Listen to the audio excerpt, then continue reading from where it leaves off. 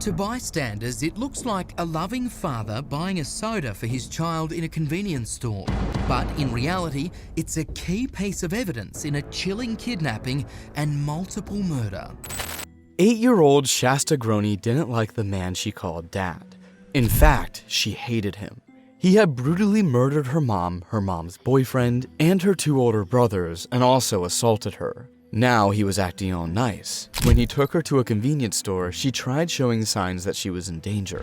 She kept no eye contact, folded her arms, and kept a distance from him, all in a bid to be noticed, but no one did. Later that day, he took her to a restaurant called Denny's, but she sat in fear, still hoping someone would notice and she would be rescued from the monster. The month of May 2005 had been a total nightmare, and she had decided she was going to make him pay for his crimes. But how? She didn't quite know that yet. This is the twisted case of Shasta Groney. Born in 1997, Shasta Groney lived just outside of Coeur d'Alene, Idaho with her tight-knit family. Although she was 2 when her biological parents, Brenda and Steve Groney, divorced, Shasta grew up with love from both parents. She had 2 older brothers, Slade Groney, who was 13, and Dylan Groney, who was a year older than she was. Though her family wasn't wealthy, they loved and respected each other. After the divorce, they were initially a family of 4, but they became 5 when Shasta's mother met and fell in love with 37-year-old Mark McKenzie, who moved in with the family.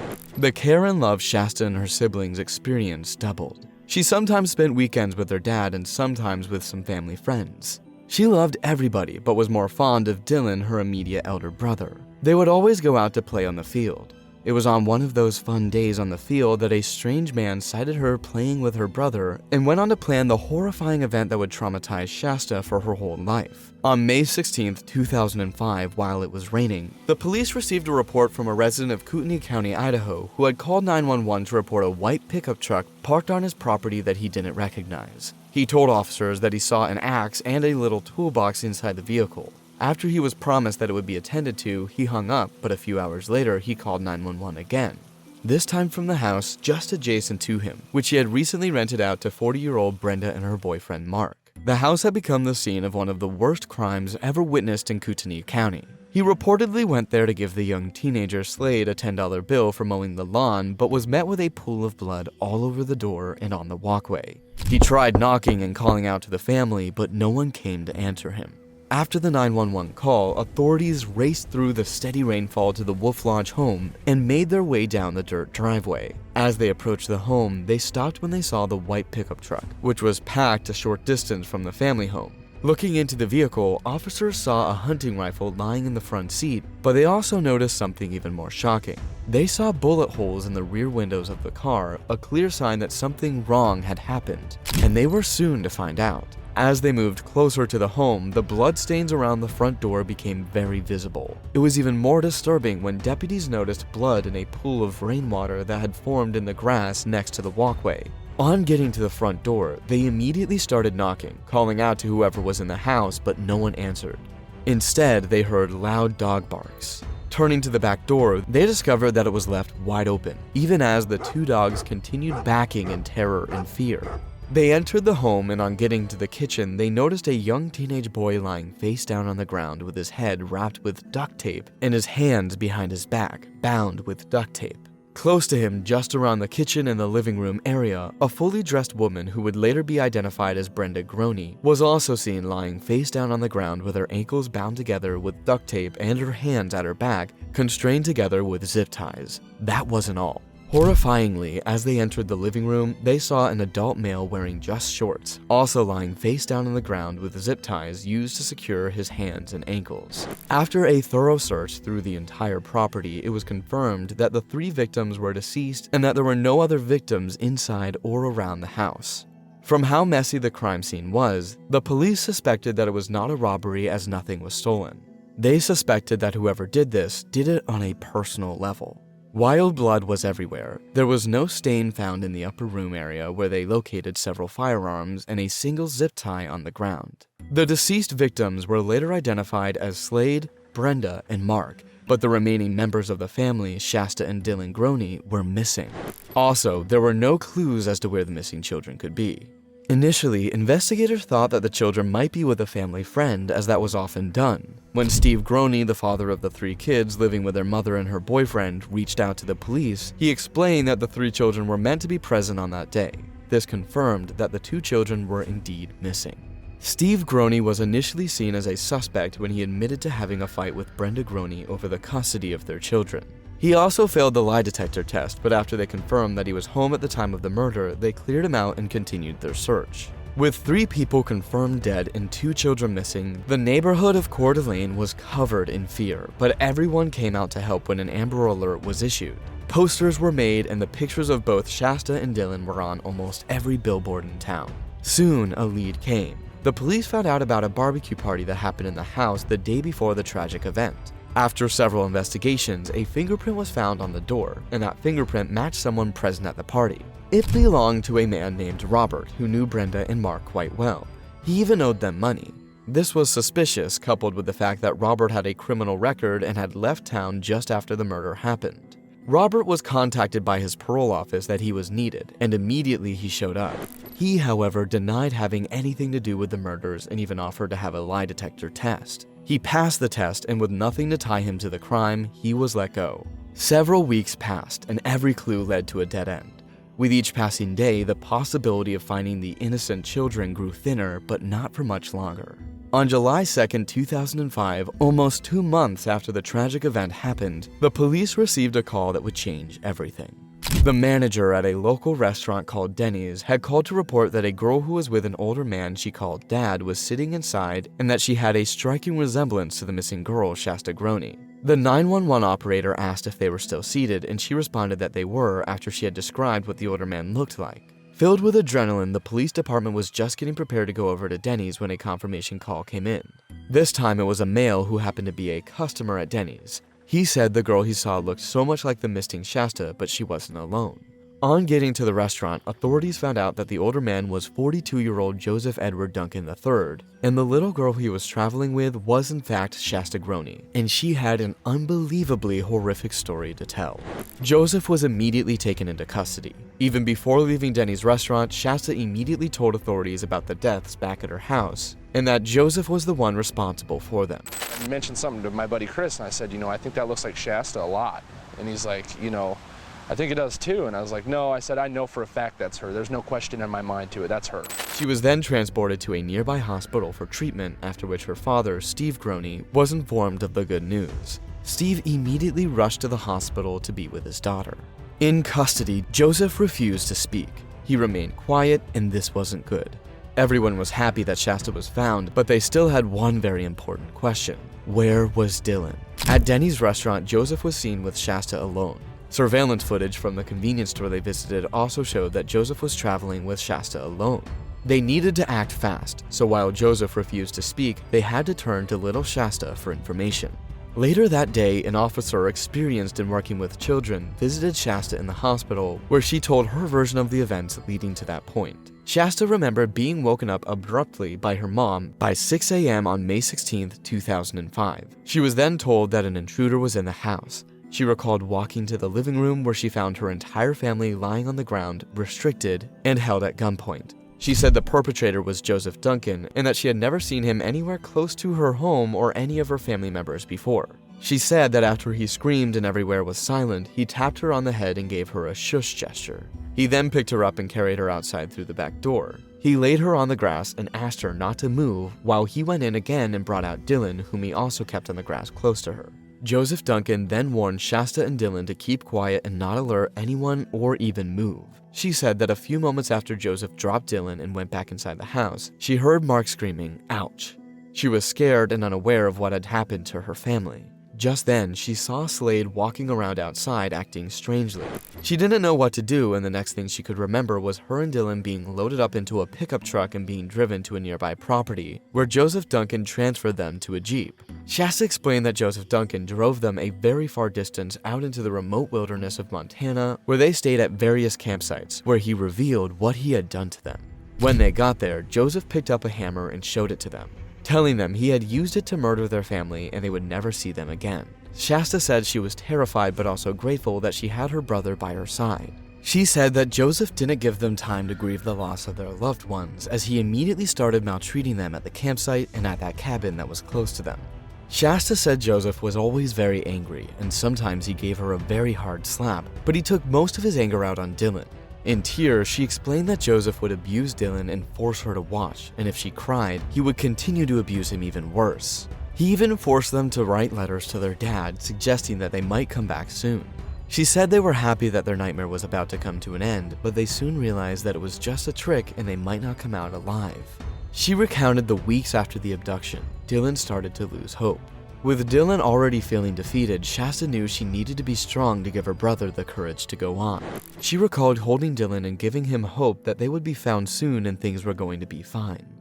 But then, the abuse was only just beginning. It turns out that Joseph started forcing pills and alcohol on them, and when he was sure that they were fully intoxicated, he would freely tell them stories of how he had murdered other people. He confessed a lot of his crimes in detail to the children, but unknown to him, the girl he had abducted was way smarter than he was. Shasta said she only pretended to drink the drug substance he gave them, and she tried to remember each of his stories and made sure she knew them well enough not to forget.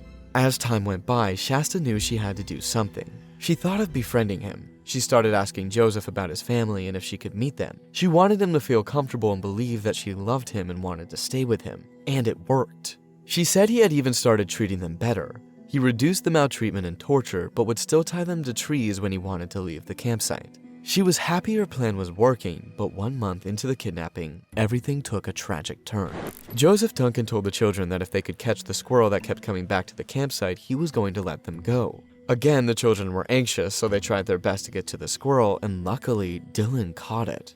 They were so happy that they were going back home. They even thought that Joseph was packing things up to drop them off at their house. Shasta recalled the happiness she felt. She said she passionately hugged Dylan and held his hands tightly. But just then, she heard 2 shots, and all of a sudden, Dylan's hand slipped away from hers. She couldn't scream or cry, she just stood there frozen looking at Joseph, who rushed to her crying that he had made a mistake. Joseph told Shasta that he didn't know when he shot Dylan the first time, but he shot him again to put him out of pain and misery. She explained how tragic this was for her.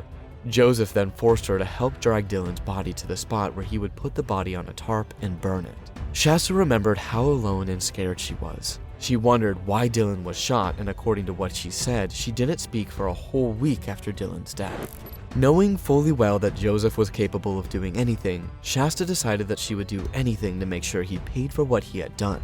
She had just witnessed yet another family member die, but she wasn't going to give up hope.